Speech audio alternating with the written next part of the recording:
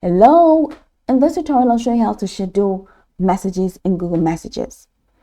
As of May 2025, Google Messages allows you to schedule text messages to be sent at a later time, ensuring timely communication even when you are unavailable. Now I'm going to walk you through a detailed guide on how to schedule messages using Google Messages. The first thing to do is to open the Google Messages app on your Android device. Then start a new conversation or select existing chat. Now, compose your message in the text field.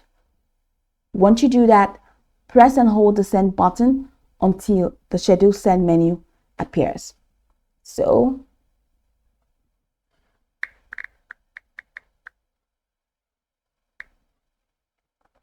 okay, press and hold, and here you go. Now choose a predefined time. Here, later today, 7, 9, 8, or select date and time to set a custom schedule. Now, once you have set your custom schedule, custom date, custom time, go ahead and select next. And once you select next, it's going to prompt you to select the time, then select set, and you're all good to go.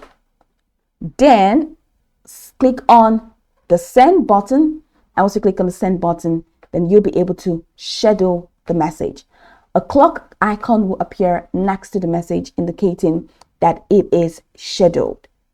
Now, if your device isn't connected to Wi-Fi or data at the scheduled time, the message will be sent once the connection is re-established.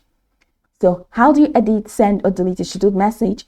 Open the conversation containing the scheduled message, tap the clock icon next to the scheduled message, then choose an option. You can either update message, add update message to edit the content or reschedule, or click on send now to dispatch the message immediately, or you can delete the message to cancel the scheduled send.